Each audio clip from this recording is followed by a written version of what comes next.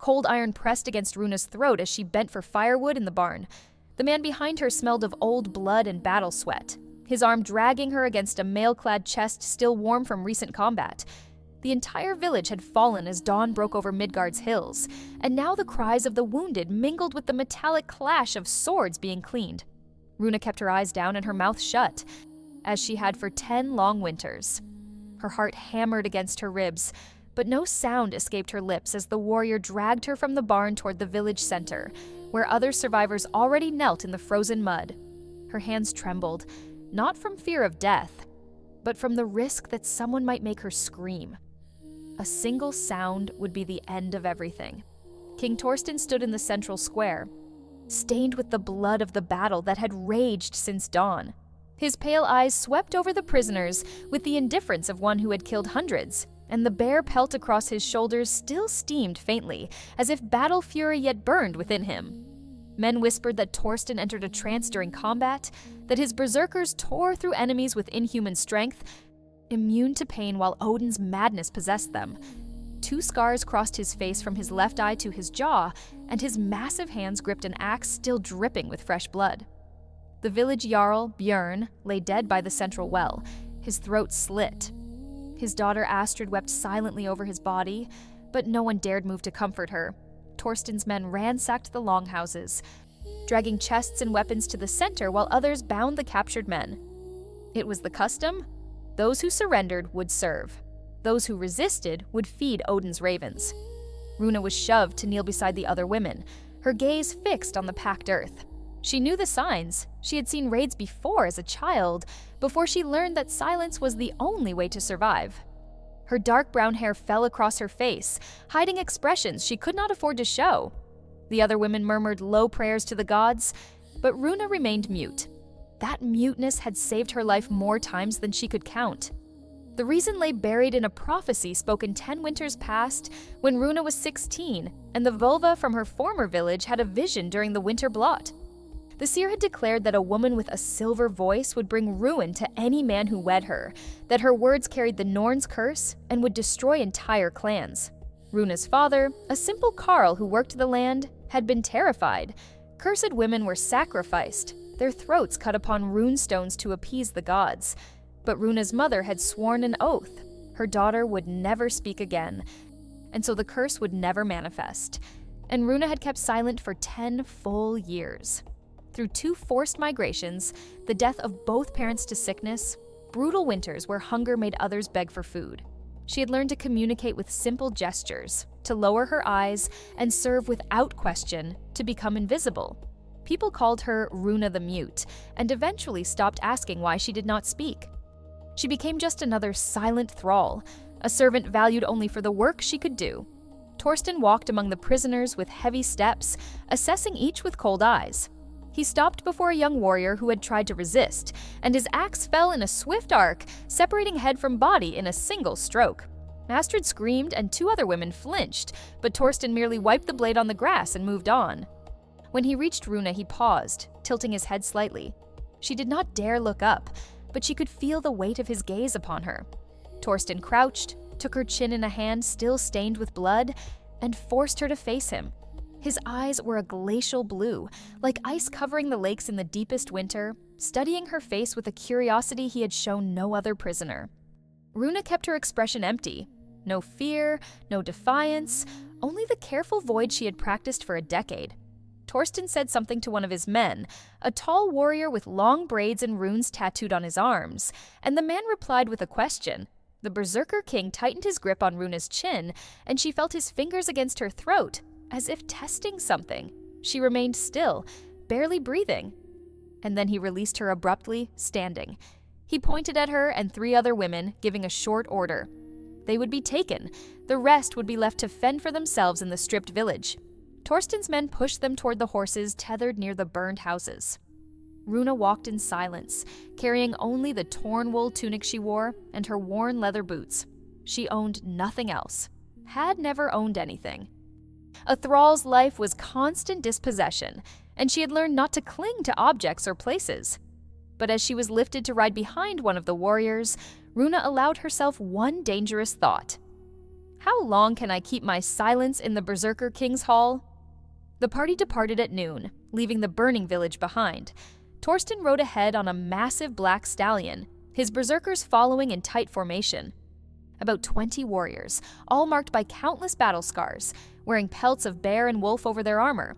The man Runa rode behind smelled of old leather and sour mead, his hand resting on his sword hilt as they rode narrow trails through dense forest. It took 3 days to reach Torsten's stronghold, 3 days riding under cold rain that soaked to the bone. They stopped only to rest the horses, and Runa spent the nights curled near the fire, watching the berserkers drink and tell battle tales. They spoke of the last raid into northern Jotun territory, how Torsten had faced an ice giant in single combat, and survived only because fury made him immune to the killing cold.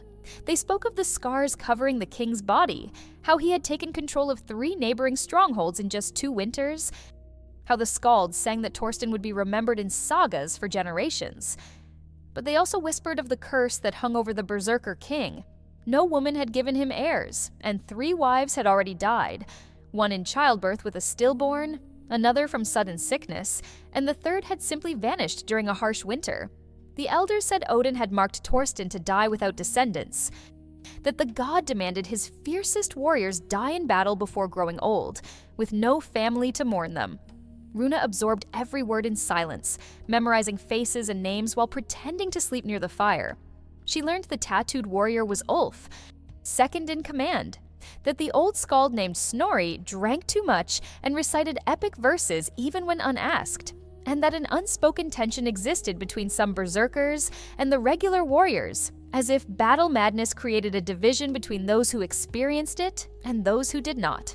When they finally sighted Torsten's stronghold on the 3rd day, Runa saw a wooden fortress atop a hill, surrounded by a double palisade and a deep ditch. The main longhouse dominated the center, its roof turfed and beams carved with dragons and serpents. Smaller houses around it sheltered warriors and their families, and a small temple to Odin stood in a nearby sacred grove. It was a prosperous holding built on the plunder of countless raids, and smoke rose constantly from forges where smiths produced weapons and armor. Runa was taken directly to the main longhouse with the other captured women. An elderly matron named Hilda, who seemed to manage the stronghold's serving women, examined each with critical eyes before assigning tasks. The other 3 were sent to kitchens and stables, but Hilda stopped before Runa, frowning. The old woman gestured, asking questions with her hands, and Runa replied with simple gestures. Yes, she could work. No, she did not speak. Yes, she knew how to spin and weave. Hilda huffed, displeased, but motioned for Runa to follow. They went to the women's quarters at the rear of the longhouse, where women worked at large looms while speaking in low voices. The place smelled of damp wool and wood smoke, light entering through narrow roof openings. Hilda pointed to an empty loom and pushed a spindle into Runa's hands, making it clear she should begin immediately. But before Runa could sit, the door opened again and Torsten entered, still wearing his battle-stained armor. The other women immediately stopped working and lowered their eyes, but the Berserker King ignored all except Runa.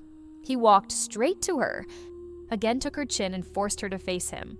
Torsten said something low, almost to himself, then pressed 2 fingers against her throat, feeling her pulse.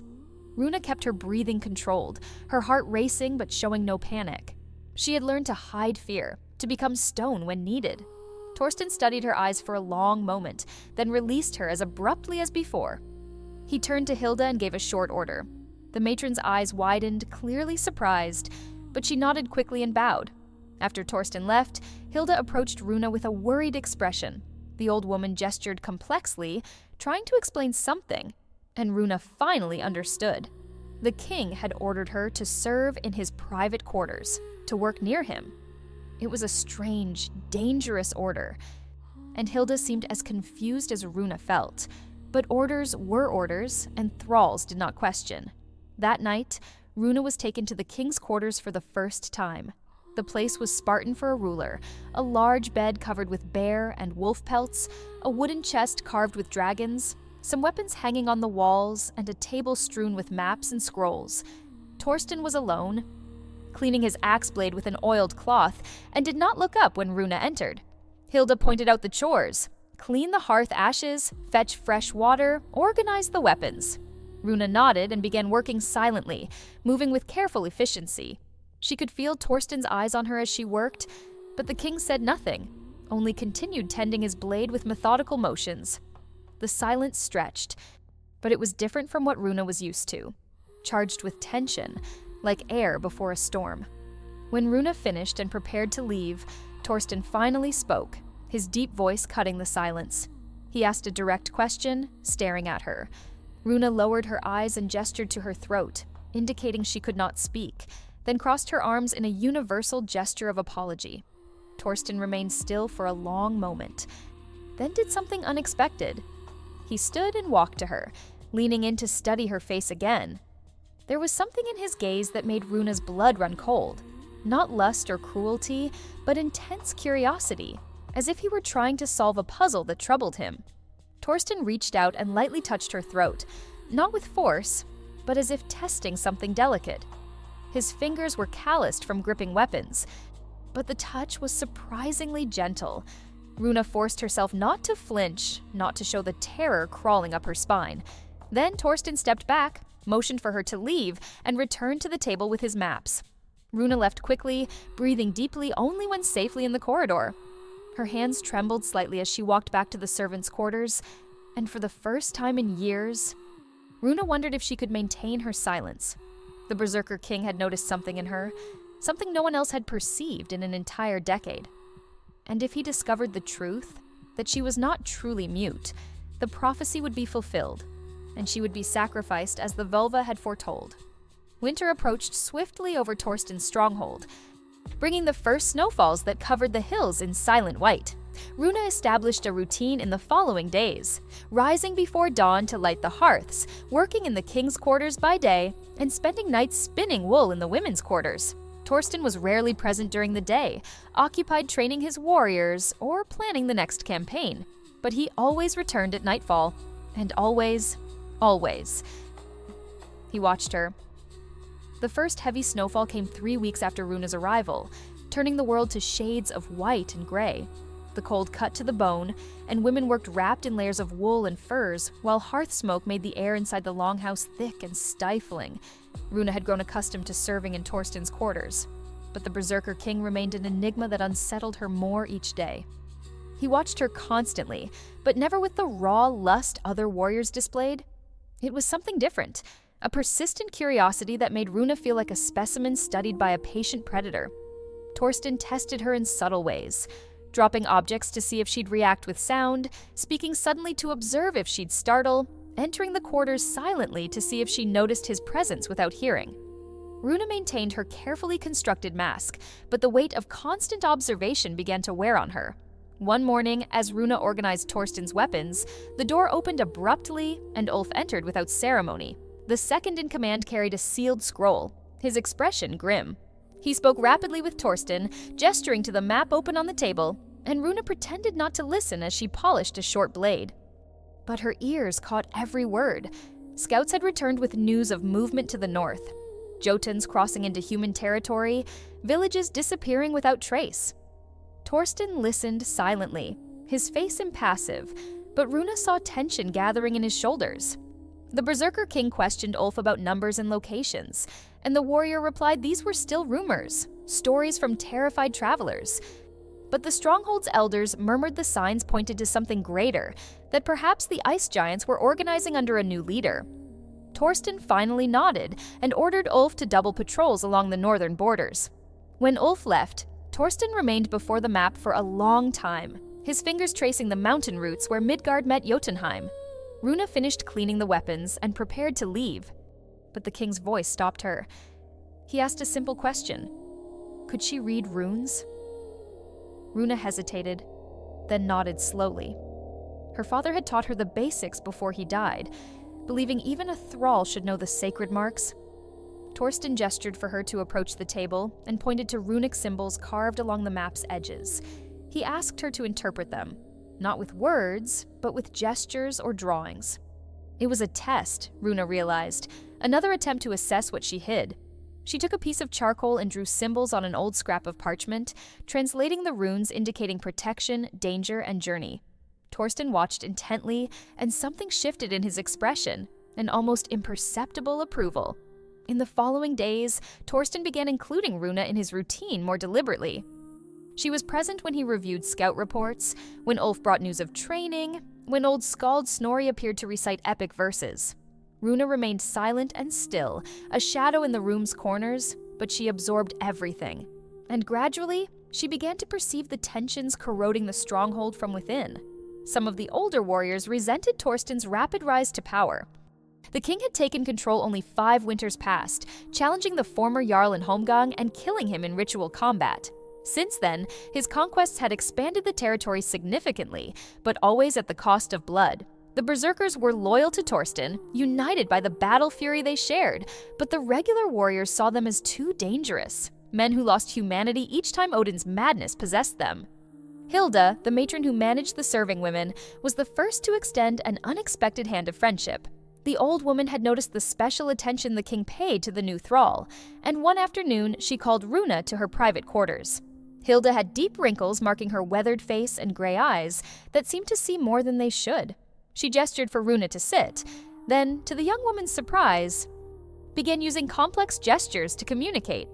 Hilda explained she had a deaf grandson and had learned the sign language some families used. It wasn't perfect, but allowed basic communication. She asked if Rune understood, and when the young woman nodded eagerly, the old woman smiled for the first time. It was an incredible relief to communicate truly, even if limited. Hilda asked simple questions: where Rune came from, how she lost her voice, if she was being mistreated. Rune answered with partial truths. She came from a distant village, hadn't spoken since childhood, and no, she wasn't mistreated. Hilda studied her a long time, then gestured something that made Rune's heart race. The old woman asked if Rune truly couldn't speak, or if she had chosen silence. It was a dangerous question, and Rune kept her expression empty while indicating she didn't understand. Hilda nodded slowly, but her eyes suggested she wasn't fully convinced. The old woman then shared valuable information. Torsten had lost 3 wives, but there was more to that story. The first, Sigrid, had been strong and healthy until the childbirth that killed her and the baby. The second, Helga, had fallen suddenly ill after drinking mead during a blot. Many suspected poison. The third, Astrid, not the young woman from the recently conquered village, but another with the same name, had vanished during a snowstorm, her body never found. Some murmured she had fled, others that the gods had taken her. Hilda gestured that the king was cursed, that Odin demanded his fiercest warriors remain without heirs, so they would die in battle as heroes rather than age as ordinary men. And Torsten had accepted this fate. He had never tried to take another wife after Astrid. But something had changed when he saw Rune in the conquered village. The old woman didn't know what, only that the king acted differently, more deliberate, as if weighing something important. Rune left that meeting with more questions than answers. Why had Torsten chosen her specifically? What did he see in her that others didn't? And more troubling, how long before he discovered she wasn't truly mute, that her silence was choice, not affliction? The following weeks brought more changes. Torsten began taking Rune with him when inspecting the stronghold, always silent but present. She accompanied him to the stables where war horses were kept, to the forges where dwarf-made weapons were commissioned, and even to Odin's temple in the sacred grove. The Godi, an old priest named Einar, looked at Rune with clear distrust when Torsten brought her during a minor sacrifice. The priest asked questions about her, and Torsten answered briefly that she was a mute servant, nothing more. But Einar didn't seem convinced. After the ritual, the priest called Torsten aside and spoke in low tones. Rune couldn't hear the entire conversation, but caught fragments. Something about cursed women, prophecy, not defying the god's will. Torsten replied with a cold voice that he didn't believe all old men's stories, and if Odin wanted to take someone from him, let the god come personally to do it. It was a bold, almost blasphemous declaration, and Einar paled. The Godi tried to argue, but Torsten had already turned his back and was walking toward the longhouse with Rune beside him. The young woman kept her expression neutral, but internally, her fear grew. Torsten was defying the gods for her, and he didn't even know the truth of what she hid. The first truly severe blizzard arrived at the start of the dark month, bringing winds that howled through the palisades and snow that piled knee-deep. The stronghold closed for winter, and everyone prepared for the long, cold months. Provisions were counted, weapons sharpened, and stories began circulating during the long nights as people huddled near hearths. Snorri, the old skald, recited epic sagas of ancient heroes and legendary battles. He sang of Sigurd, who slew the dragon Fafnir, of Ragnar Lothbrok, who raided England, of Valkyries choosing the worthy dead for Valhalla. But he also recited darker verses about Ragnarok, the day Fenrir would break his chains and Jormungandr rise from the oceans, the eternal winter preceding the end of everything. Runa listened while working and noticed Torsten listened with unusual attention. The Berserker King had never shown much interest in Snorri's declamations before, but now requested specific verses about the gods' fates. It was as if he searched for something, some answer hidden in the ancient sagas. And Runa began to understand. Torsten didn't fear death, but he feared dying without leaving a mark on the world, without descendants to remember his name. One night, as Runa tidied Torsten's quarters after the communal dinner, the king returned earlier than usual. He had drunk mead but wasn't drunk, just more relaxed than normal. Torsten sat heavily in the chair near the hearth and motioned for Runa to approach. She obeyed cautiously, and the king took her hand, turning it to study her palm. Torsten traced the lines of Runa's palm with a calloused finger, then spoke softly. He said the Vulvas believed they could read destiny in palm lines, that the Norns wrote each person's future at birth. He asked if Runa believed in fate, if she believed it was possible to change what was written. She couldn't answer with words, but gestured uncertainty with her free hand. The king released her and leaned back in the chair, his eyes fixed on the hearth flames. He began to speak, not to Runa specifically, but as if needing to voice thoughts carried too long. Torsten told of the first time battle fury possessed him, during a raid when he was only 16 winters. He described losing control, feeling inhuman strength as everything turned red and distant, said that after the battle he couldn't remember killing 7 men, only found himself covered in their blood with his body intact. Since then, the fury came each time he fought, and Torsten had learned to summon it when needed. But there was always a price. Each time the madness possessed him, he felt as if he lost a piece of himself, as if humanity slipped through his fingers like sand. His warriors admired and feared him, but no one truly knew him. And the women he'd tried to love had died, one after another, as if the gods punished each attempt at a normal life. Torsten looked at Runa then and asked directly why she wasn't afraid of him like others were. Why she remained calm in his presence. Why she didn't tremble or weep as serving women usually did.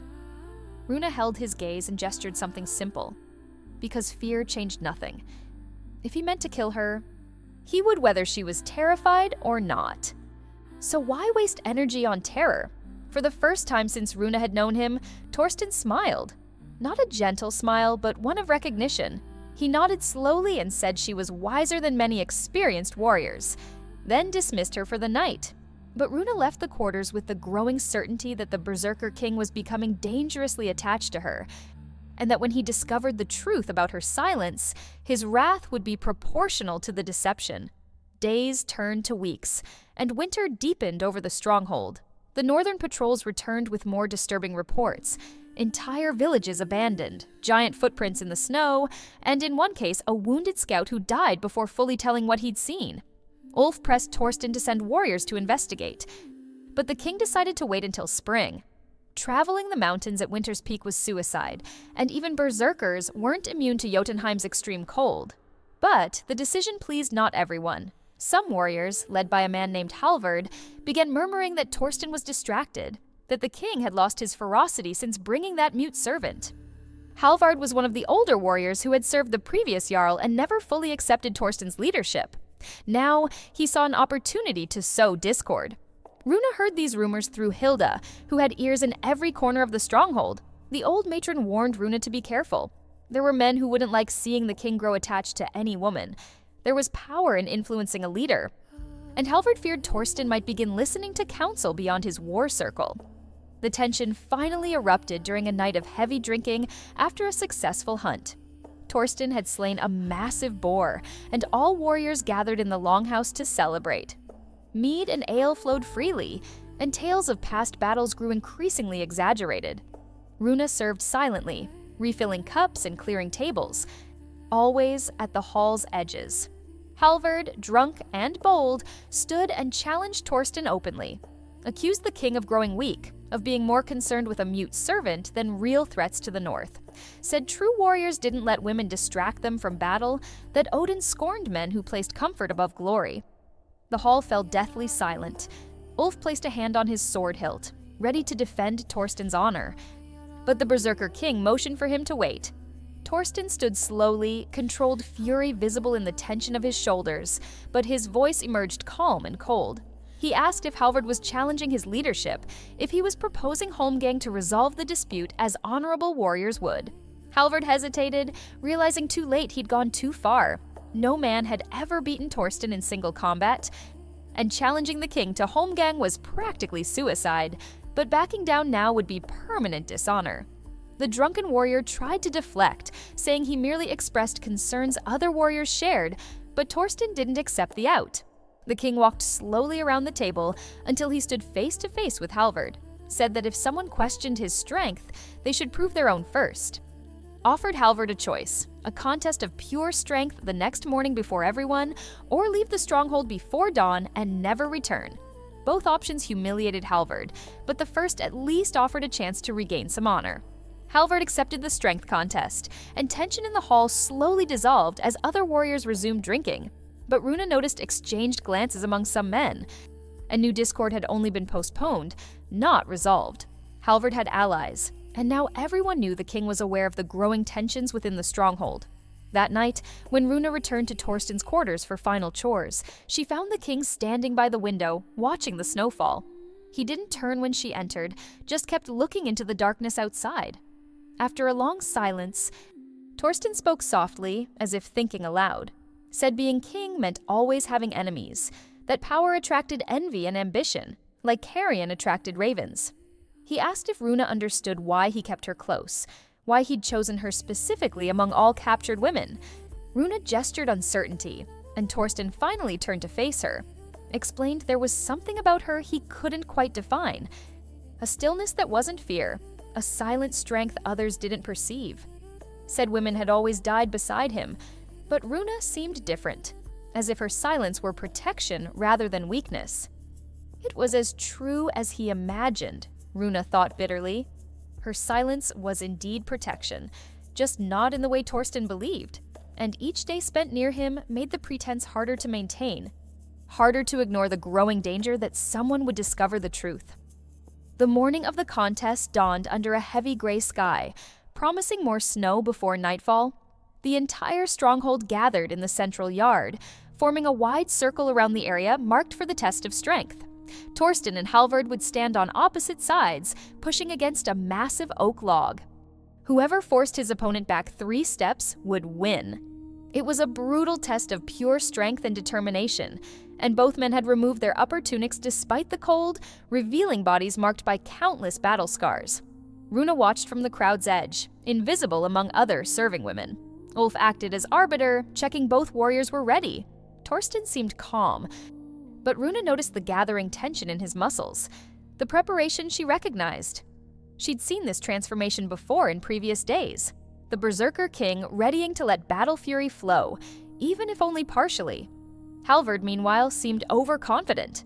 The warrior had a massive build, thick arms from years wielding swords and shields, and had won many strength contests throughout his life. He believed he could match Torsten without the king's advantage of battle madness in real combat. It was dangerous confidence. Ulf gave the signal, and both men positioned themselves on opposite sides of the log. The wood was thick as 2 men, heavy enough to require monstrous strength just to hold upright against the chest. For a moment, neither moved, just stared at each other over the wood. Then Halvard roared and pushed with everything, muscles straining as he forced the log against Torsten.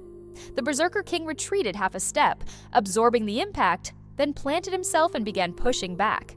The crowd's silence gave way to growing murmurs as the 2 warriors struggled in brutal stalemate. Sweat began dripping from both bodies despite the cold, breaths emerging in dense clouds of vapor. Runa saw the exact moment Torsten let the change happen. His eyes glazed slightly, his breathing deepened, and a subtle transformation took his body. Not the full fury of battle, but a fraction of it, enough to multiply his strength without losing complete control. Halvard realized too late, his eyes widening as Torsten began pushing him back. The king advanced one step, then another, and Halvard fought desperately to resist. But it was like trying to stop an avalanche. Torsten forced the third step, and Halvard fell backward into the snow, panting and defeated. The crowd erupted in cheers for the king, and Ulf declared Torsten victor. Halvard remained on the ground a long moment, humiliation clear on his face, before finally rising and giving the king a stiff bow. Torsten accepted victory with minimal dignity, merely nodding to Halvard before turning back toward the longhouse. But Rune had seen something in Halvard's eyes as he rose. Pure, deep hatred, not just wounded pride. The warrior wouldn't forget this defeat, and dangerous men with deep grudges were unpredictable. The following days brought apparent calm, but underground tensions continued growing. Halvard hadn't left the stronghold as some expected, but had grown quiet and distant, always watching Torsten from afar. His allies also grew quiet, but Hilda warned Rune that silence didn't always mean peace. Sometimes it was just a storm waiting for the right moment to break. During this period, Torsten began including Rune in even more intimate aspects of his routine. She was present when he trained alone in the weapon yard, executing precise movements with sword and axe against wooden posts. Rune watched how he moved, the controlled violence that always seemed ready to explode. It was like being near a wild animal kept by a fragile leash. One afternoon after particularly intense training, Torsten called Rune to help clean a wound that had reopened on his shoulder. It was an old cut, poorly healed, needing to be cleaned and rebandaged. Rune prepared hot water and clean cloths and began working silently. The wound was ugly, irregular, as if caused by claws rather than a blade. As she worked, Torsten told the wound's story. It was from an encounter with a Jotun 2 winters past, an ice giant that had attacked scouts in the mountains. Torsten and his berserkers had tracked the creature to an icy cave, and the ensuing battle nearly killed them. The giant had monstrous strength and skin resistant to normal blades, and only a dwarf-forged axe had penetrated deep enough to kill it. But the Jotun had torn a piece from Torsten's shoulder with claws, long as knives before dying. The wound had never healed completely, always reopening when he strained too hard in training or battle. It was a constant reminder that even berserkers weren't invincible, that giants were real and mortal threats. Rune cleaned the wound carefully, applying a medicinal paste Hilda had taught her to prepare with specific herbs. Her hands were gentle but firm, and Torsten remained still as she worked, watching her face with his usual intensity. When Rune finished bandaging, the king suddenly took her hand, making her look at him. Torsten said something that stopped Rune's heart, that she wasn't like any woman he'd known before. There was something hidden in her he couldn't fully comprehend, but that drew him inexplicably. Said he wanted to understand her, know what she thought beyond the silence, but would respect her muteness if it were real. The implicit question was clear. Was it real? Rune kept her expression carefully neutral and nodded, gesturing to her throat as she always did. But for the first time, she saw real doubt in Torsten's eyes. The king wasn't convinced, and suspicion was beginning to form. He released her hand and dismissed her, but Rune left the quarters knowing time was running out. Torsten was too intelligent, too observant. Eventually, he would discover the truth. The revelation began unexpectedly during the midwinter blot. The entire stronghold gathered in the sacred grove near Odin's temple for ritual sacrifices marking the season's darkest midpoint. Einar the Godi led ceremonies with solemn authority, and a large boar would be sacrificed to the gods in exchange for protection and prosperity. Rune watched from the crowd's edge as always, but noticed unusual tension in Einar when the priest saw her. The Godi had spoken with Torsten several times recently, always privately, and Rune suspected the conversations were about her. Now, during the sacred ritual, Einar decided to do something that would change everything. After the boar sacrifice and prayers to the gods, the Godi raised his voice for all to hear, declared the gods had sent him a vision during recent meditation, and he must share it for the stronghold's good. Torsten grew visibly tense, but didn't interrupt. Einar continued, saying there was a woman in the stronghold carrying a dangerous secret, that her silence was choice, not affliction, and her presence would draw a curse upon all, if not unmasked. The crowd murmured in shock, all eyes turning to search for whom the Godi might describe. Rune felt her blood freeze when Einar pointed directly at her. The priest openly accused her of feigning muteness, of deceiving the king and everyone with falsehood. declared the gods demanded she speak or be sacrificed like any liar who disrespected sacred traditions. Torsten reacted instantly, placing himself between Einar and Runa with absolute authority, demanded the Godi prove his accusations, that he wouldn't make judgments based only on an old man's visions. Einar, backed by his position's tradition, insisted the gods didn't lie, and there was a simple test: make Runa speak using pain, as was custom with deception suspects. But before anyone could do more, Hilda emerged from the crowd and stood beside Runa. The old matron, respected by all in the stronghold, declared she'd known Runa long enough to know the young woman couldn't speak, that she'd seen clear evidence of affliction. It was a courageous lie, but Hilda knew the risks of letting Runa be fully exposed at that moment.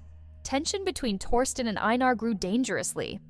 The Berserker King made clear he wouldn't allow his servant to be tortured based only on a priest's visions. Einar countered that defying the god's will would bring terrible consequences, that Odin had already taken 3 of Torsten's wives, and more death would come if he continued protecting a potentially cursed woman. It was Ulf who finally proposed a solution temporarily satisfying both sides. Suggested Runa be taken to the temple and subjected to the trial of sacred runes. If she passed without speaking, she'd be considered truly mute and Einar's accusations dismissed. Torsten reluctantly agreed, and Einar had no choice but to consent before the crowd. Runa was taken to the small wooden temple as snow began falling again.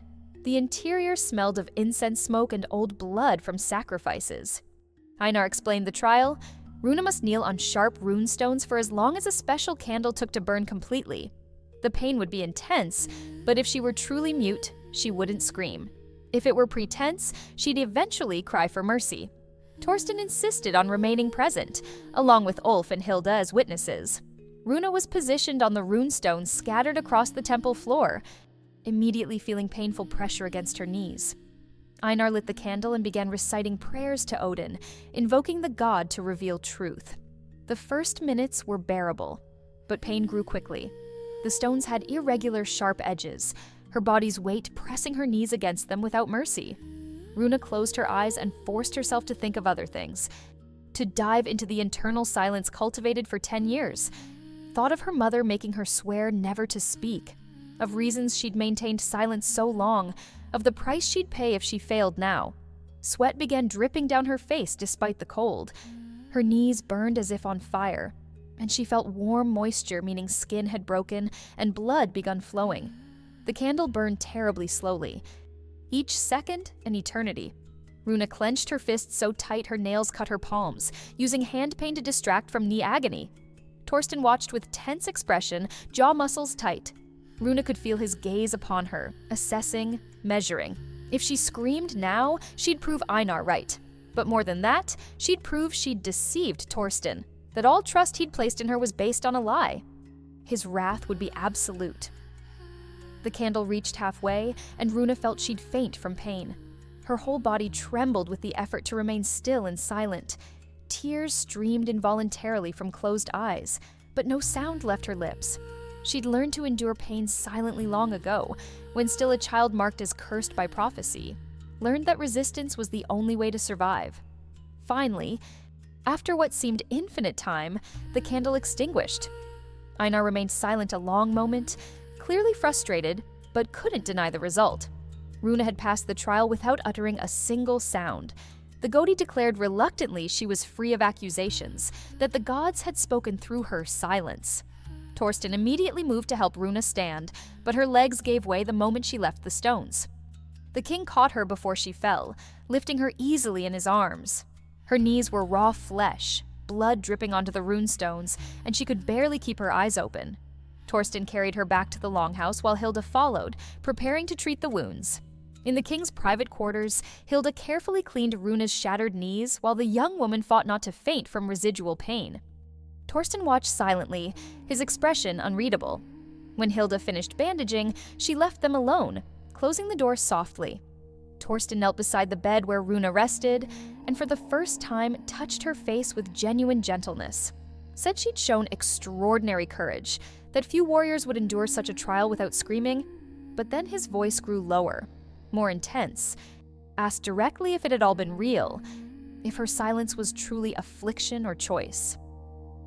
Runa looked at him through haze of pain and exhaustion and made a risky decision. Gestured slowly with trembling fingers, forming signs only Hilda had taught. Told a half-truth, that she could make sounds but not words, that her throat had been damaged young and only incoherent noises emerged if she tried. Not a complete lie, but not the full truth either. Torsten studied her a long time, and Runa didn't know if he believed. But finally, the king nodded and said he'd respect whatever she chose to share or keep. Then did something completely unexpected. Leaned in and kissed her forehead gently. It was a gesture of respect and promise, not lust. And when he drew back, Runa saw something new in his eyes, iron determination to protect her against any threat. But that determination would come at a terrible price, as Runa would discover in the following weeks. Because Torsten wasn't just a Berserker King, he was a man marked by the gods and surrounded by enemies waiting for any sign of weakness. And his growing attachment to Runa was exactly the weakness some hoped to exploit. The days following the trial were difficult. Runa's knees took weeks to heal completely, and she limped visibly when she needed to walk. Torsten ordered her to rest and not work until recovered, something unusual for a thrall. This special attention didn't go unnoticed, and rumors grew. Halvard and his allies now murmured openly that the king was bewitched, that the silent woman had cast some kind of satyr magic over Torsten. Einar, still convinced Runa hid something, fed these rumors with careful insinuations.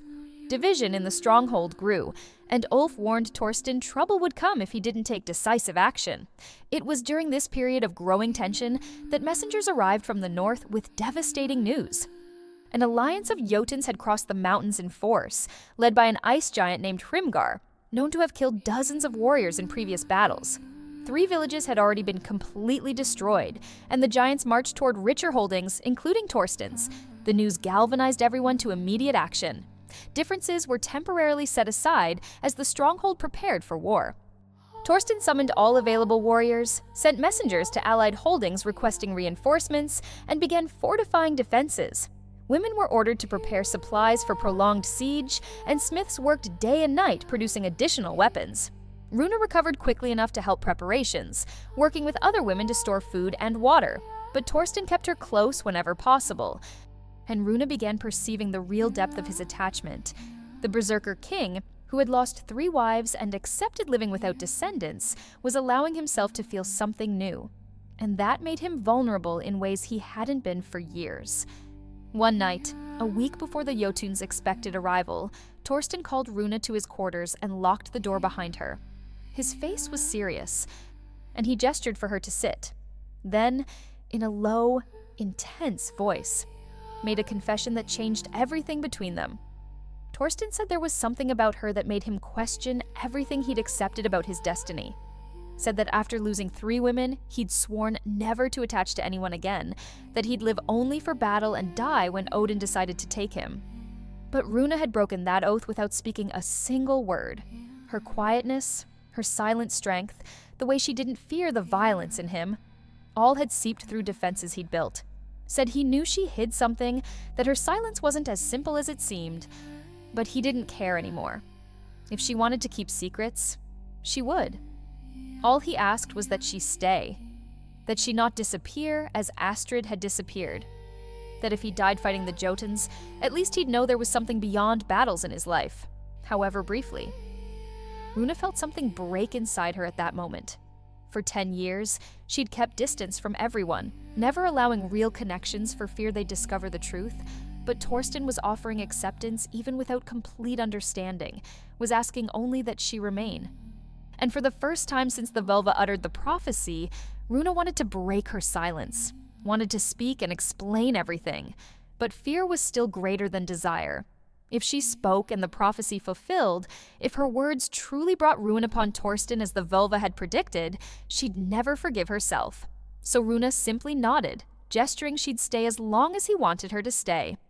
And Torsten smiled, a genuine smile this time, not just recognition, but something close to happiness. He pulled her into an embrace, and Runa allowed herself to sink into his warmth, feeling his heart beating strong against his broad chest. For a moment, they simply existed there, 2 beings marked by destiny and loss, finding temporary comfort in each other. But both knew war approached, and the coming days would decide if there was a future for either of them. The Jotuns arrived 3 days earlier than expected, catching the stronghold partially unprepared. Scouts returned in panic at dawn, screaming that a force of 15 ice giants marched directly for the holding, led by Hrimgar, 3 men tall, carrying an axe made of eternal ice that never melted. Reinforcements from allied holdings were still 2 days away, and Torsten would have to face the Jotuns with only his own warriors. The Berserker King reacted with icy calm, summoned all men able to fight, about 40 warriors including his 12 berserkers, ordered women, children, and elders to take refuge in the main longhouse, which would be the last line of defense if the palisades fell. Ulf organized external defenses, positioning archers on towers, and preparing boiling oil to pour on invaders. Runa was helping move supplies to the longhouse when she saw Torsten arming for battle. He wore mail covered by the traditional bear pelt of berserkers, a simple iron helmet, and carried the axe he'd used in countless battles. His face was calm, almost serene, and Runa recognized the expression. Torsten had already accepted he might die that day. The king noticed Runa watching and walked to her, took her hand and placed something in her palm, a simple silver ring with carved runes. Said it had belonged to his mother, and if he didn't return from battle, Runa should wear it as proof he'd freed her. She would no longer be a thrall, but a free woman to go where she wished. It was a precious gift, and tears sprang to Runa's eyes before she could contain them. Torsten wiped the tears with his thumb and said something that destroyed her, that she was the only good thing the gods had given him in years, and if Odin wanted to take him now, at least he'd die knowing it had been worth it. Then kissed her, not on the forehead as before, but on the lips, a deep, desperate kiss from a man who knew it might be his last.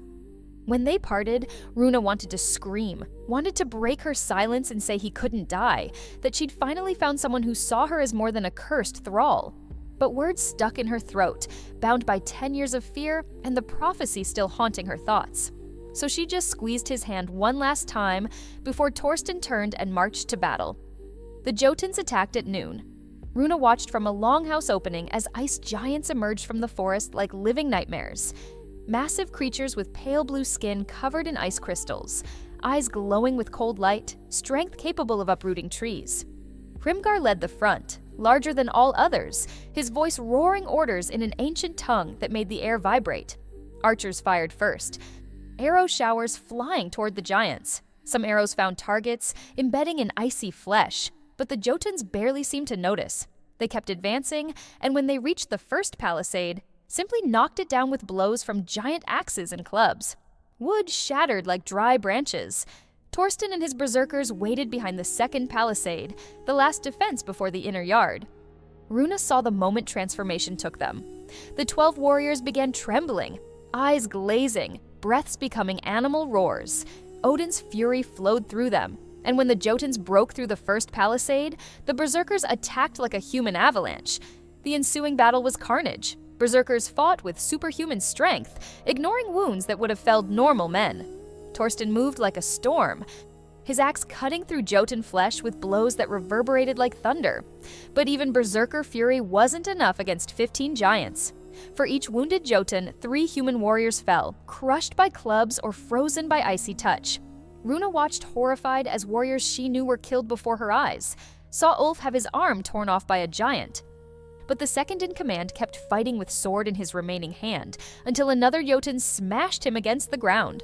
Saw Snorri, the old skald, try to defend the longhouse entrance only to be thrown against the wall with bone-breaking force, and saw Torsten fighting at the center of everything, covered in both his own blood and enemies, keeping 3 Jotuns occupied alone through pure ferocity. But then Hrimgar entered the battle personally, and everything changed. The Jotun leader was a monster among monsters, and when his eternal ice axe descended toward Torsten, not even the king's berserker speed was enough to completely dodge. The icy blade cut deep into Torsten's side, and the king fell to his knees with a roar of pain and fury.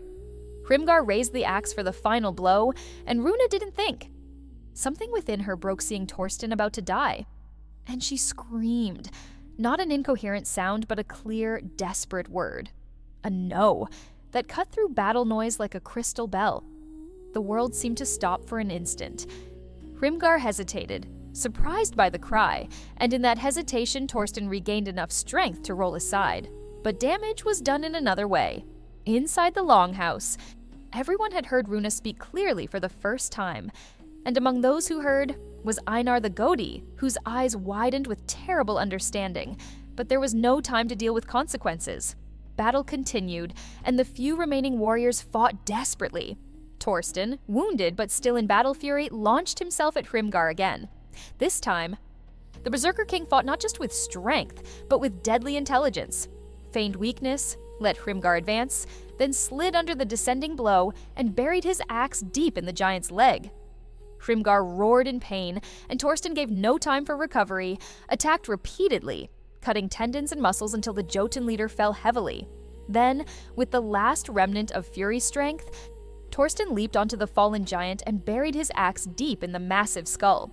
Hrimgar shuddered once and lay still. The leader's death broke the remaining Jotun's will. The other giants, only 7 now, retreated slowly, then fled back to the forests, leaving their dead behind. The battle had ended, but the cost was devastating. Of Torsten's 40 warriors, only 15 still lived, and half of those were badly wounded. Among the dead were Ulf, Snorri, and 6 of the 12 berserkers. Torsten stood over Hrimgar's body a long moment, breathing heavily, then fury finally left him. The king staggered, hand pressing the deep wound in his side, and fell to his knees. Warriors ran to help, but he gestured they should tend to others first. His eyes searched through the destroyed yard until they found Runa in the longhouse entrance. For a moment their gazes met, and Runa saw recognition in his. Torsten had heard her scream, knew now she could speak. But before anyone could say anything, Einar emerged from behind Runa with an expression of bitter triumph mixed with horror. The Goaty pointed at Runa and declared loudly she had deceived everyone, that her silence was a farce, and now the gods had sent punishment. Pointed to the dead warriors, the destruction around, said everything resulted from the profanation Runa represented. Declared she should be sacrificed immediately to appease Odin and prevent further disaster. Torsten tried to rise to defend Runa, but his wound was too grave and he fell again. Halvard, who had survived the battle despite multiple wounds, saw opportunity. The warrior who had always resented Torsten approached with sword drawn, backed by his remaining allies. Said the king was too weakened to lead, had placed a cursed woman above the stronghold's good, and this needed to end. Hilda tried to intervene but was brutally shoved aside. Some warriors loyal to Torsten also tried to intercede but were too wounded or outnumbered. Halvard ordered Runa seized and taken to the temple for immediate sacrifice. 2 men grabbed her arms, and though she fought, she was defenseless. Torsten roared in impotent rage, trying to drag himself toward her, but his body finally gave out. The last thing Runa saw before being dragged away was the Berserker King collapsing from blood loss in the red and white stained yard. And for the first time in 10 years, she found her voice completely, screaming his name in a despair that echoed through the stronghold's ruins. Runa was dragged to the temple as snow began falling again, covering the dead in a white shroud. Einar followed behind, reciting prayers and preparing sacrifice tools, the ritual blade, bowls for collecting blood, runes to be painted. The Goaty seemed simultaneously vengeful and genuinely convinced he was doing the god's will. Inside the temple, Runa was forced to kneel before the blood-stained stone altar. Her hands were bound behind her back, and Halvard personally held her by the hair, forcing her head back to expose her throat. Einar began rituals, invoking Odin to accept the sacrifice and forgive the stronghold for the profanation that had occurred. But before the blade could descend, the temple door exploded inward with force that tore it from its hinges. Torsten stood there, covered in blood and barely able to stand, but with eyes burning with fury beyond mortal battle. A berserker supported him on each side, and the 3 warriors staggered into the temple like death apparitions. Torsten spoke with a voice more roar than human words, ordering Runa released immediately. Halvard made the fatal mistake of refusing, saying the king no longer had authority, was too weakened to lead. It was the last mistake the warrior ever made. Torsten, even mortally wounded, still had strength enough for one final act.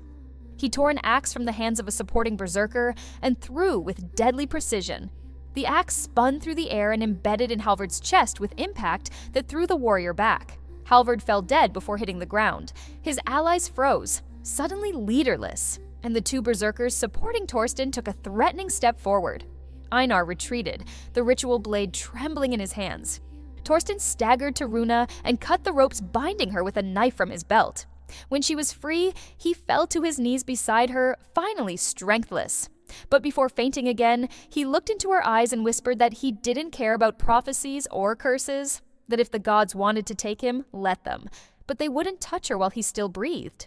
Then Torsten collapsed, and Runa caught him before he hit the stone floor. His blood soaked everything, and she could see Hrimgar's wound was mortal if not treated immediately.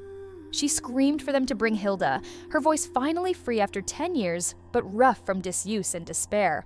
And as warriors ran to fetch the matron, Runa held the man who had risked everything for her and finally allowed herself to speak the words she'd guarded so long.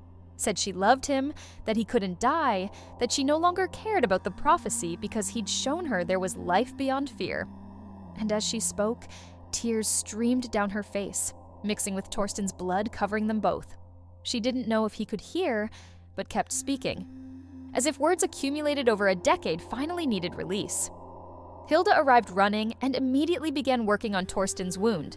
The old matron shouted orders to bring hot water, clean cloths, specific herbs.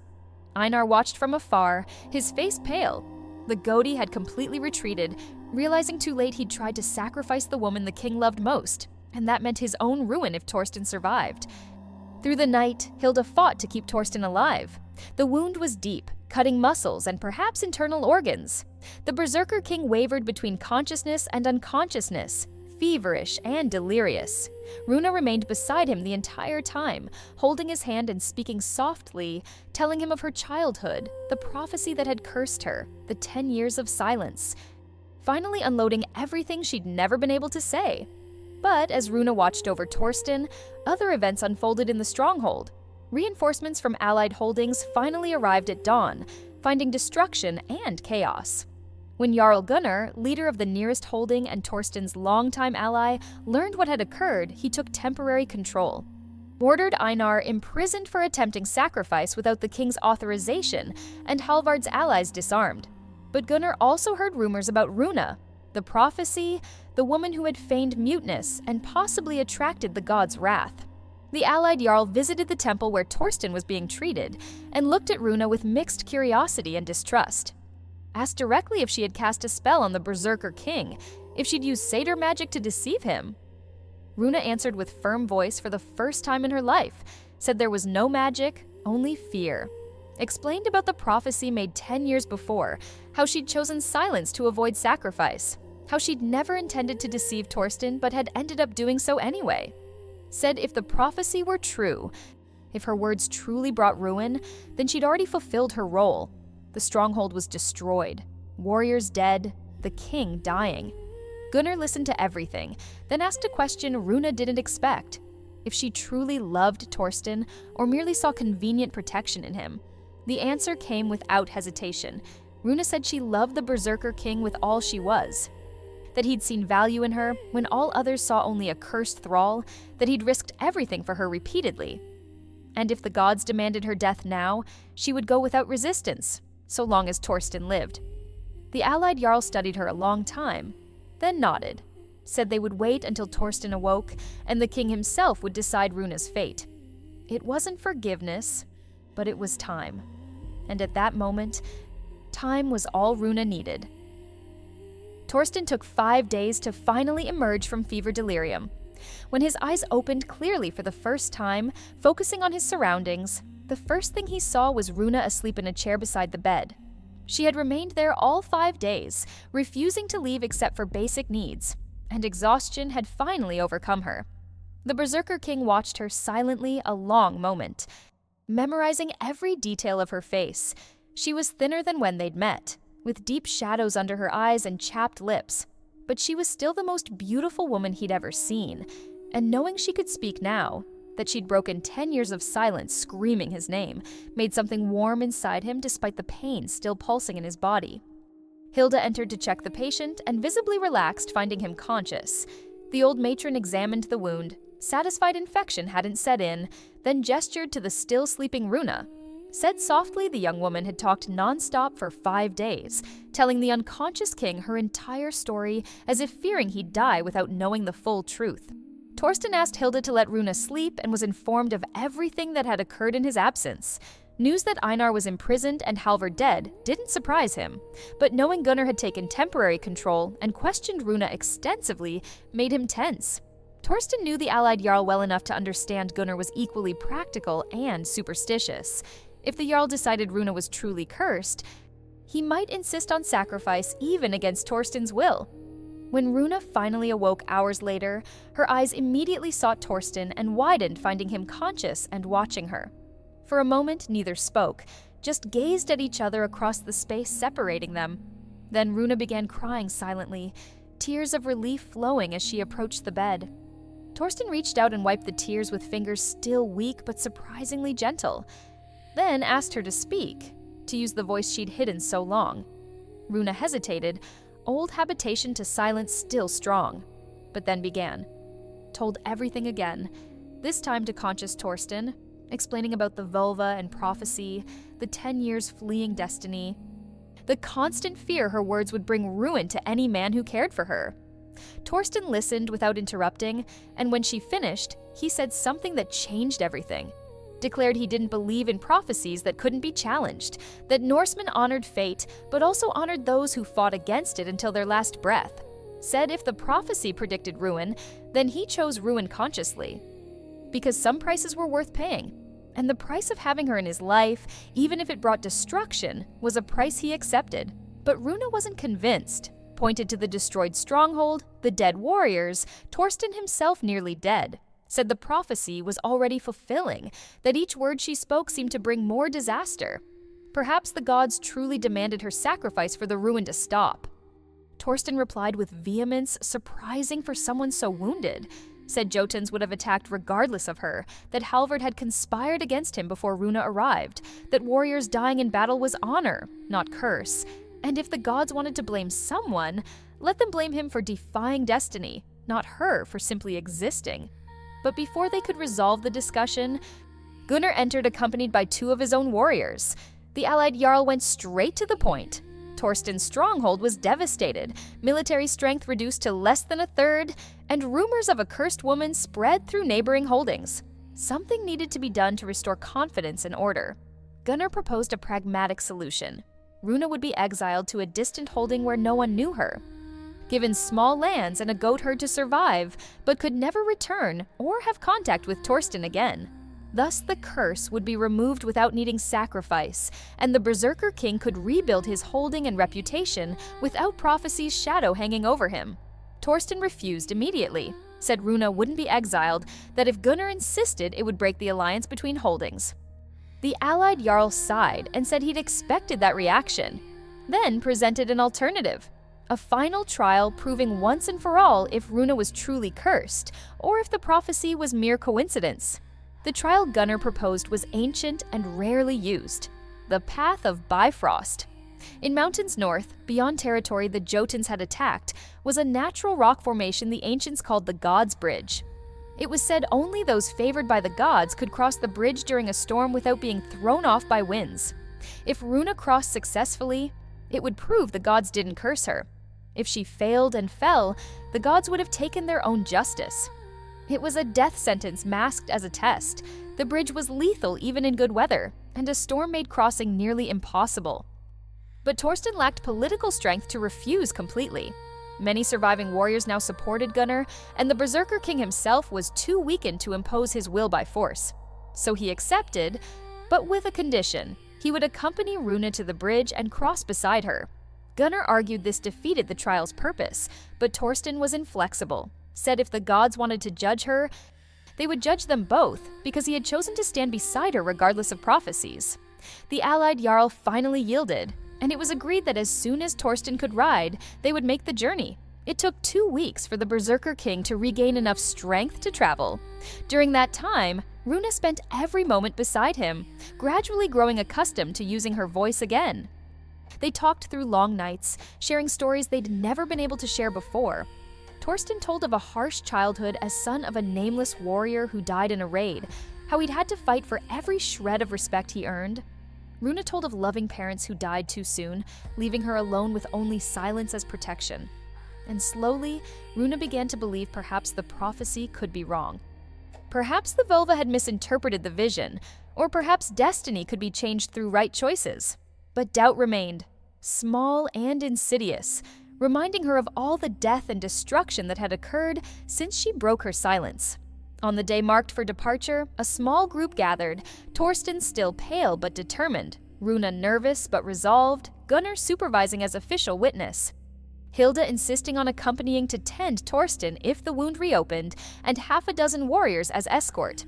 Einar would remain imprisoned until the trial concluded, when his fate would also be decided. The journey to the mountains took 4 days, riding through territories devastated by the Jotuns. Burned villages and frozen bodies marked the path. Grim reminders of the price war had exacted. But they also found survivors rebuilding, stubbornly refusing to abandon their lands. It was typically Norse resilience, and Torsten promised help once his own holding was restored. During nights on the journey, Torsten and Runa slept close for warmth, and for the first time allowed themselves to imagine a future together. Spoke softly of what rebuilding the stronghold might be like, of a new longhouse with private quarters for both, perhaps even children if the gods allowed. They were dangerous dreams for people pursued by prophecy, but they were also hope, and hope was all that remained. They finally reached the rock formation known as the God's Bridge. It was an impressive natural structure, a stone arch spanning a deep chasm between 2 mountain peaks. The bridge was only 3 man-steps wide, and the chasm below so deep the bottom couldn't be seen, only thick mist obscuring everything. And perfectly timed, as if the gods themselves had sent it, a storm approached from the north. Black clouds rolled over the peaks, and wind already began howling through the mountains. Gunnar indicated they should wait until the storm was at full strength, as tradition demanded. They made camp in a nearby cave protected from the elements and awaited the right moment. That night, as the storm grew outside and thunder echoed through the mountains, Torsten held Runa close and made an oath, said regardless of what happened on the bridge, he wouldn't let her fall alone. If the gods wanted her, they would have to take them both. It was a bold, possibly blasphemous oath. But Runa loved him more for making it. By morning, the storm raged in full fury. Snow fell horizontally, driven by winds that tore loose stones and threw them into the chasm. The roar was deafening, making communication nearly impossible. Gunnar shouted it was time. They must cross now or never. Some escort warriors made protective signs to the gods, clearly believing they were about to witness deaths. Torsten and Runa positioned themselves at the bridge's beginning, tied together at the waist by rope so they wouldn't separate. The Berserker King checked the knots twice, then looked into Runa's eyes. They needed no words now. Everything had been said. Just silent nods, mutual agreement they would face this together. The first step onto the bridge was like stepping into another world. Wind hit them with force that almost threw them back immediately. Only by clutching each other and planting feet with extreme care did they remain standing. Snow blinded, making it impossible to see more than a few steps ahead. And below, the chasm waited, indifferent and eternal. They began crossing slowly, step by careful step. The bridge was treacherous, ice-covered, making each movement dangerous. Torsten went first, testing each step before allowing Runa to follow. They were perhaps halfway across when disaster nearly happened. A particularly strong gust hit them sideways, and Runa lost her balance. She fell sideways, sliding toward the bridge's edge. The rope between her and Torsten pulled taut violently, and the Berserker King was yanked along. For a horrible moment, both were falling, sliding toward the chasm. But Torsten managed to jam his fingers into a tiny crack in the rock, and their descent stopped with brutal impact that nearly tore his arm from its socket. They hung there, Runa partially over the edge, and Torsten holding them both with a hand bleeding from clawing against stone. She tried to pull herself back, but wind and ice made finding purchase impossible. Then Runa realized the rope between them was fraying, fibers snapping one by one under weight and tension. In moments, it would completely break. Runa screamed for Torsten to cut the rope, to let her fall so at least he might survive. But the Berserker King roared refusal, using his other hand to begin pulling her back despite obvious pain. It was impossible. No man had strength for that. But Torsten somehow found it. Perhaps a remnant of battle fury, perhaps pure love, perhaps a warrior's stubbornness who'd never learned to surrender. Inch by inch, he pulled her back until Runa could grip the bridge's edge and push herself up. Both collapsed on the narrow stone surface, panting and trembling. The rope snapped completely the next moment, falling silently into the chasm. If Torsten had delayed 1 second longer, both would be dead. But there was no time to rest. They were still mid-bridge with the storm roaring. They stood supporting each other and continued, now without rope, only hands clasped. If one fell, the other would fall too, but neither considered letting go. They crossed the final meters with determination born of desperation, until finally, miraculously, they stepped onto solid ground on the other side. They collapsed immediately, clutching the rocky ground as if it were the most precious treasure. Behind them, through the storm, they could vaguely see figures of Gunnar and the others on the opposite side. The allied Jarl was making gestures, probably of surprise and recognition. They had done the impossible, crossed the god's bridge during a storm and survived. But the moment Runa began to relax, believing the trial complete, she noticed something terrifying. From the chasm below the bridge, something was rising. First just sounds, creaking, shifting stones, then heavy breathing and low growls. And then a giant hand, blue and crystallized with ice, gripped the edge of the bridge they'd just crossed. A Jotun climbed from the chasm, but not like those who attacked the stronghold. This was an ancient monstrosity, larger than Hrimgar, covered by ice seeming centuries old. Its eyes glowed with cold, malevolent intelligence, and when it spoke, the voice rumbled like an avalanche. The ancient giant declared the gods had sent an additional test, that mere mortals couldn't challenge destiny so easily. It was a trap. The trial had never been just about crossing the bridge, but about surviving the guardian waiting on the other side. Torsten, still weakened by a barely healed wound, forced himself to stand and drew the sword he carried. It was a smaller blade than his usual axe, but all he had. Runa remained behind him, unarmed but refusing to flee. The Jotun finished climbing, revealing truly monstrous size. It stood 4 men tall, its body covered by natural armor of ice so thick it seemed impenetrable. It carried a massive spear made of the same eternal ice as Hrimgar's axe, and when it planted the spear in the ground, the stone around cracked with impact. The ancient giant spoke again, saying it had guarded that pass since before men built holdings in those lands, that it had seen 1,000 warriors try to challenge it and 1,000 fall. Asked what made Torsten think he'd be different, that a wounded man and a cursed woman could defeat it where legendary heroes had failed. Torsten answered with firm voice despite exhaustion, said he didn't need to be different from other heroes, just stubborn enough not to give up, that he'd fought Jotuns before, and survived, and would again. And if he was to die, he'd die protecting the woman he loved, which was a more honorable death than most warriors achieved. The giant laughed, a sound like ice cracking, and attacked. The spear descended like a meteor, and only Torsten's trained reflexes saved him. He rolled aside, the ice blade embedding where he'd stood seconds before.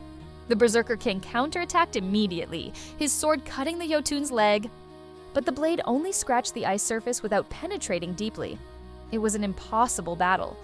Torsten was weak, wounded, his weapon inadequate against such an enemy. The Jotun attacked repeatedly, forcing the king to continually retreat. Each blow Torsten deflected sent pain waves through the wound in his side, and Runa could see blood beginning to stain his tunic where stitches had torn. Runa watched desperately, searching for some way to help. She had no weapons, no combat training, but she had a voice unused for 10 years and a survivor's sharp mind. She looked around, assessing the terrain, and noticed something. The Jotun had climbed from a deep chasm, and the bridge behind them was the only route back. If they could somehow make the giant fall again. But how?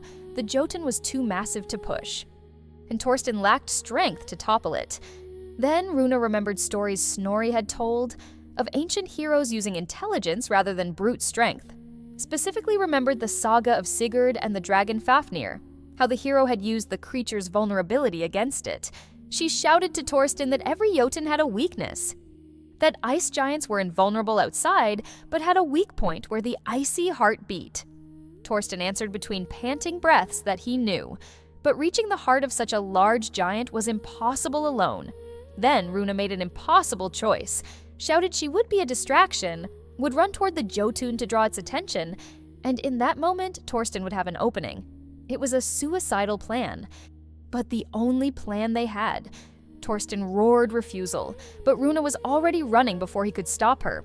She ran straight toward the Jotun, shouting insults and accusations, called it a coward hiding in chasms, a lesser creature even the gods had forgotten. The ancient giant, surprised by the audacity, turned to her and raised the spear. Runa saw death descending toward her, but kept running, trusting Torsten would seize the moment. And the Berserker King didn't disappoint. The instant the Jotun turned to Runa, Torsten summoned the last remnant of battle fury that had made him legend. His eyes turned red, pain disappeared under supernatural adrenaline, and he leapt with impossible strength, used a jutting stone as leverage, and launched himself toward the giant's chest, sword held high. The blade penetrated through a tiny crack in the ice armor, directly where the Jotun's icy heart pulsed. The ancient giant roared in agony, the spear diverting at the last second from Runa, only grazing her instead of impaling her. Torsten twisted the sword with all remaining strength, and a sound like a glacier cracking was heard. The Jotun staggered back toward the precipice edge, tried to balance, arms flailing uncontrollably, but momentum was too much. With a final roar echoing through the mountains, the ancient giant fell backward and disappeared into the chasm from which it had emerged. The sound of distant impact came seconds later, followed by absolute silence. Torsten fell to his knees, fury finally leaving him, and this time had no strength to rise again. Runa ran to him, checking the wound that had reopened completely. Blood flowed freely, and Torsten's face was pale as the snow around. He whispered it had been worth it, that if he died now, at least he'd die knowing she was safe. But Runa refused to let him die. Shouted to the bridge's other side, where Gunnar and the warriors watched stunned. Demanded they come help, bring Hilda immediately. The storm had begun to diminish, as if the ancient Jotun's death had calmed even the gods, and now crossing the bridge was safer. Gunnar was first to cross, followed by Hilda carrying a medicine bag. The old matron immediately began working on Torsten's wound, while Runa held his hand, murmuring he couldn't leave her, not after all they'd been through. The allied Jarl watched silently, clearly processing everything he'd witnessed. Finally, when Hilda managed to stem the bleeding and stabilize Torsten enough to speak, Gunnar knelt before them both.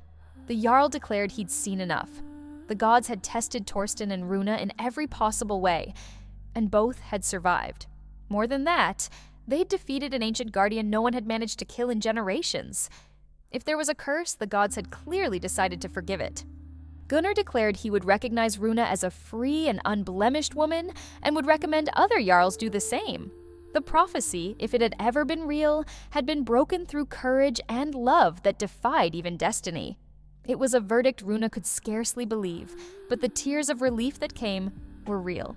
Torsten, even weakened, smiled and said he'd always known prophecies were nonsense from old men with nothing better to do. Runa laughed through tears and replied he was a stubborn fool who'd nearly died 3 times to prove that point. And Torsten agreed, saying yes, but it had been worth every second. It took 2 days for Torsten to regain enough strength for the return journey. During that time, camped in the mountains, Gunnar shared news. The remaining Jotuns had completely retreated after Hrimgar's death, and scouts reported the giants had returned to deep Jotunheim territories. The threat had passed, at least temporarily. The Jarl also revealed he'd sent messengers to other allied holdings, reporting everything he'd witnessed. The story of Torsten and Runa was already spreading, becoming a saga skalds would sing for generations. The Berserker King who defied the gods for love, and the silent woman who found her voice in the most desperate moment. When they finally began the journey back, Runa rode beside Torsten rather than behind another warrior. She was no longer a thrall or servant, but a free woman riding beside a king. It was a change that still felt surreal, but gradually Runa allowed herself to believe it was real.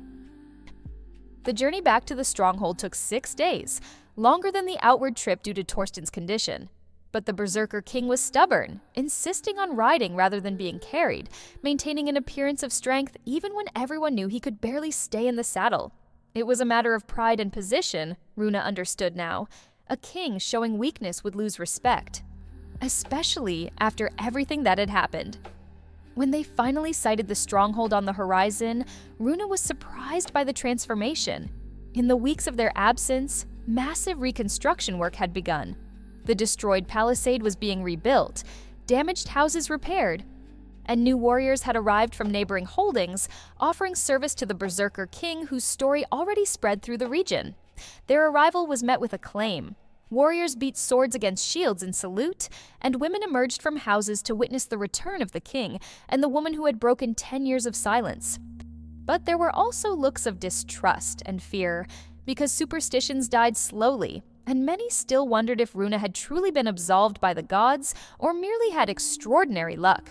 Gunnar gathered everyone in the central yard and made a formal declaration.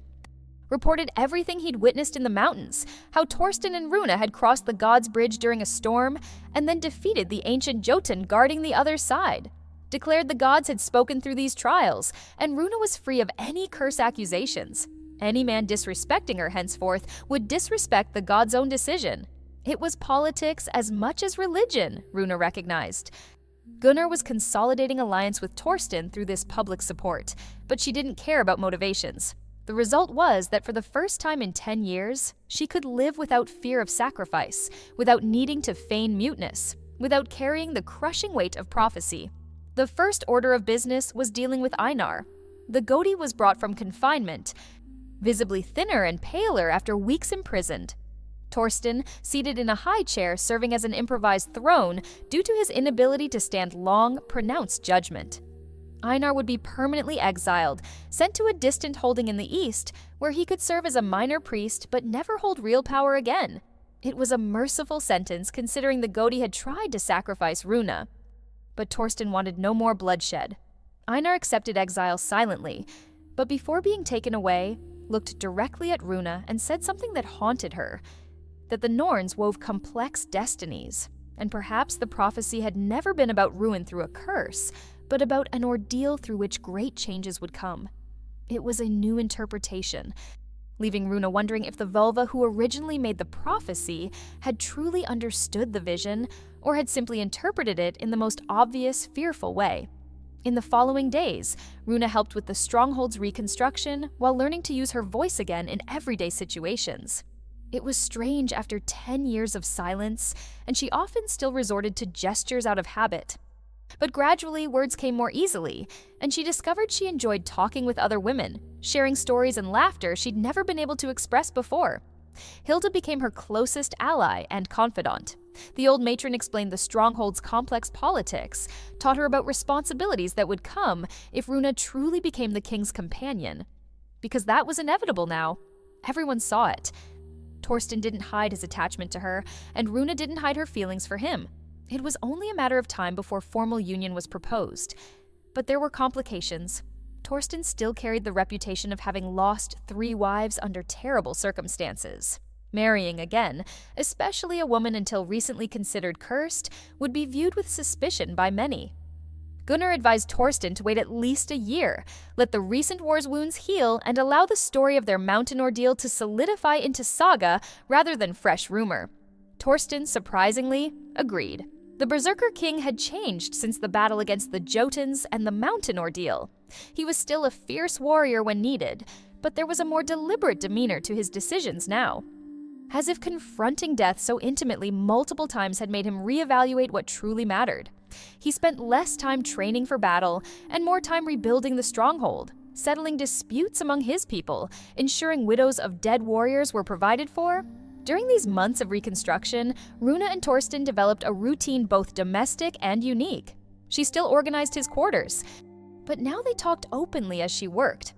He sought her counsel on stronghold matters, valuing the different perspectives she offered. And at night, when all others slept, they sat near the hearth and simply existed in each other's presence, not needing to fill every silence with words. It was during one such night, 3 months after returning from the mountains, that Torsten asked a question Runa had both expected and feared.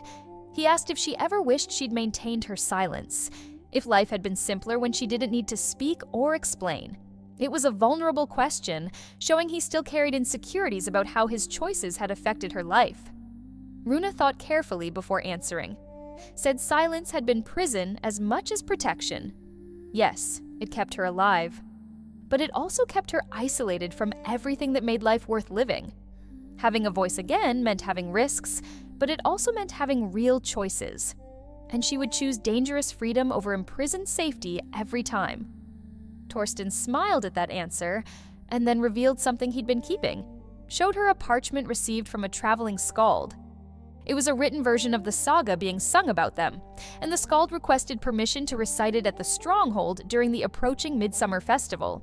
The saga portrayed them as heroes defying destiny and gods, love overcoming prophecy, courage defeating curse. It was a romanticized, exaggerated version of events, Runa noted with amusement.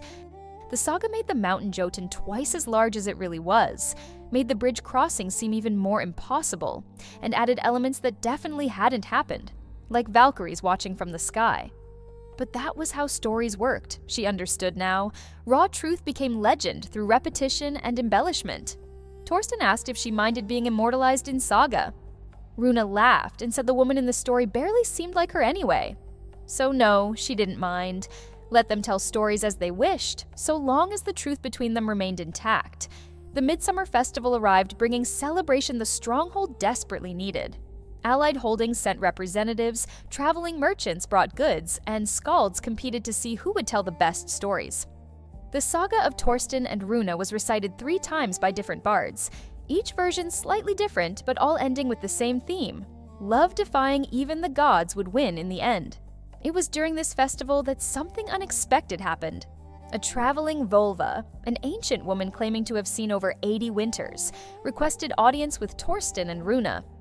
The seer was respected throughout the region for accurate prophecies, and Torsten couldn't refuse without offending tradition. So both met with the vulva privately, fearing what she might reveal. The ancient woman studied them a long time with cataract-whitened eyes that still seemed to see more than they should, then spoke with a voice cracked by age. Said she'd had a vision about them, but it wasn't a prophecy of ruin. Rather, the Norns showed Torsten's line would continue through children carrying both their father's strength and mother's wisdom. That these children would become respected leaders, uniting holdings through diplomacy rather than just conquest. But there was a price, the vulva continued.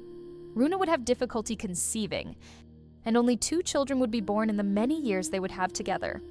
Torsten would live to see grandchildren, but would die not in glorious battle as he'd always imagined, but as an old man in his own bed, surrounded by family.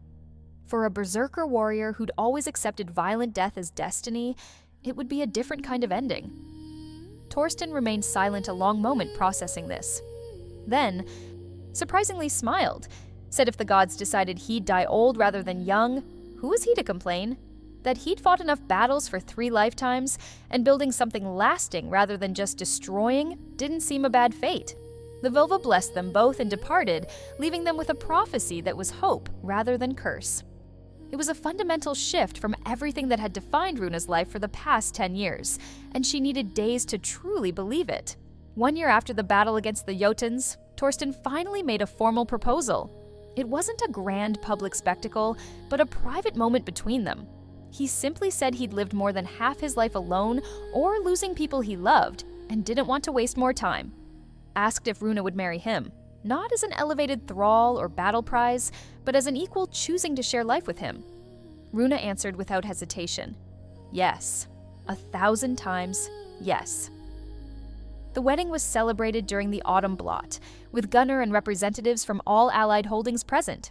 A new Godi, a young man named Torvald, more pragmatic than Einar, conducted ceremonies mixing tradition with innovation. Vows were exchanged over an oath ring, and Torsten gifted Runa a silver bracelet engraved with their story, runes representing silence, speech, battle, and love. Celebration lasted 3 days with feasts, strength competitions, and endless saga recitations. But the moment Runa valued most was simple. On their first night as husband and wife, sitting together in now shared quarters, he took her hand and said he finally felt complete, that all the battles, all the losses, all the scars had been worth it if they led to that moment. The following years brought gradual but profound changes. The stronghold prospered under Torsten's leadership as he gradually transformed from feared conqueror to respected ruler. Runa discovered she had a talent for diplomacy, mediating disputes and maintaining relations with neighboring holdings through negotiation rather than threats. Together, they created a different model of leadership that began influencing the entire region. The first child, a son they named Bjorn in honor of the Jarl who died defending Runa's village, was born 3 years after the wedding. It was a difficult birth that nearly took Runa.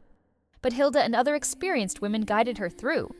When Torsten held his son for the first time, tears streamed down his scarred face.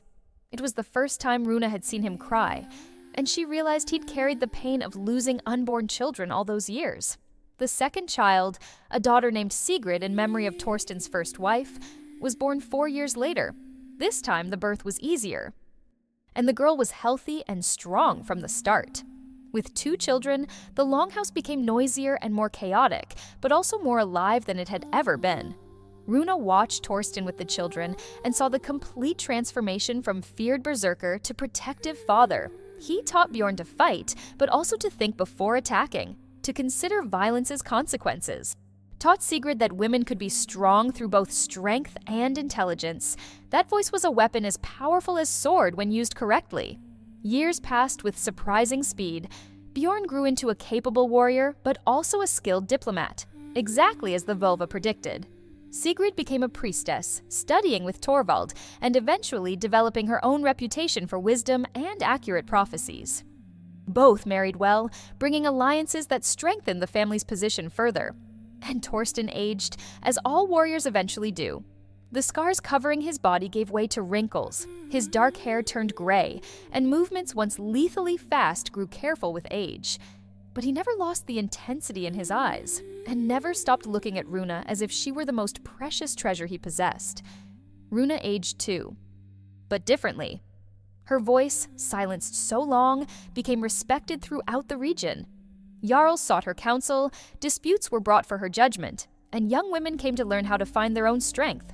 40 years after crossing the gods' bridge together, Torsten fell ill, not from battle wound or violence, just the natural weight of many winters. He lay in the bed they'd shared for decades, surrounded by Runa, their children, and grandchildren who'd grown up hearing stories about their legendary grandfather. Torsten held Runa's hand, fingers entwined as they'd been so many times before. Said he regretted nothing, that life had been exactly what it should be. Asked if Runa remembered the day he first saw her in the conquered village, how something about her had caught his attention immediately. Runa said she remembered. How could she forget? It was the day her life truly began, even if she hadn't known it at the time. Torsten smiled, even through obvious pain, and said the Völva had been right about everything except one thing, that dying in bed surrounded by family wasn't a lesser destiny than dying in battle. It was a privilege few warriors received, and he was grateful for every moment. When Torsten's breath finally stopped, it was peaceful. No terror or struggle, just quiet acceptance. Runa held him until his body cooled, tears streaming silently, but also feeling deep gratitude. They'd had decades neither expected, had built a legacy that would last generations. Torsten's funeral was grand. Warriors from 10 different holdings came to honor the Berserker King, who had become much more. They built a massive pyre, and Torsten's body was placed upon it dressed in battle armor, holding the axe he'd carried so long. But beside the weapons, they also placed different symbols. A parchment listing treaties he'd negotiated, wooden toys he'd carved for grandchildren, and the bracelet he'd given Runa at their wedding, which she now returned to be cremated with him. As flames rose, Skald sang sagas of Torsten, not just the battles, but the entire life. Sang of the warrior who defied destiny, the king who learned ruling was more than conquering, the man who loved a silent woman enough to wait an entire decade for her to speak. Runa remained before the pyre until it burned completely, memorizing every detail. When ashes finally cooled at dawn, she collected a small portion in a silver urn and kept it in the quarters they'd shared. The rest was scattered in the mountains where they'd crossed the gods' bridge together so many years before. In the years after Torsten's death, Runa became a respected elder. Her story turned into legend so firmly established that sometimes she barely recognized the woman in the sagas. But when young people came seeking counsel, she always told the unembellished truth, that courage wasn't absence of fear but choice to act despite it, that true love required vulnerability that was terrifying, that destiny was real but not immutable, and sometimes the darkest prophecies simply needed different interpretation. Runa lived to see great-grandchildren, to see the stronghold Torsten built transform into a prosperous town, to see Bjorn become a respected jarl who ruled through wisdom rather than just strength. Lived to see Sigrid become the most sought-after Volva in the region, whose prophecies were known to offer hope rather than just fear. And when her time finally came, in the winter of her 90th year, Runa was ready. No fear, just curiosity about what came next. If Valhalla existed, Torsten would be waiting there. If not, at least they'd had a long, complete life together. The night before dying, Runa asked Sigrid to bring a small box she'd kept for decades. Inside was the simple silver ring Torsten had given her before the battle against the Jotuns, declaring she'd be free if he died. Runa had carried it her entire life as a reminder that freedom was choice, not destiny. She gave the ring to Sigrid and said to pass it down through the family's generations of women. That it should serve as a reminder that women's voices mattered, that silence was sometimes necessary but should never be permanent, and that true love saw beyond curses and prophecies to a person's real essence. Sigrid promised, tears flowing as she held her mother's hand. Runa died peacefully at dawn and was cremated with honors worthy of a queen, because that was exactly what she had become. Her ashes were mixed with Torsten's she had kept, and both were scattered together in the mountains, united in death as they had been in life. The saga of Runa and Torsten survived through generations, modifying and evolving with each retelling, but always keeping the essential core, the story of two people marked by destiny who chose to write a different ending. A woman who found courage to speak after 10 years of silence. A warrior who learned there were more ways to be strong beyond violence. And if anyone asked if the original prophecy had been correct, if Runa had truly brought ruin as the Volva predicted so many years before, those who knew the true story answered yes. But it was necessary ruin. Ruin of old patterns needing to break. Ruin of destiny needing to be challenged. Ruin making way for something new and better to grow in its place. Because sometimes the greatest courage isn't facing enemies with a sword, but facing oneself and choosing to live authentically regardless of cost. And sometimes the best stories aren't about perfect heroes, but about imperfect people choosing something better than resignation to fate. The saga always ended with the same words. May those who have voice use it with wisdom. May those who seek silence find peace. And may all who love have the courage of Torsten and Runa to challenge even the gods if necessary. And on cold winter nights throughout all Scandinavia, when snow falls silently and winds howl through mountains, they say you can still hear an echo of two voices in the wind, one that finally learned to speak and one that learned to hear what wasn't said. United eternally in the stories that survive when all else turns to dust.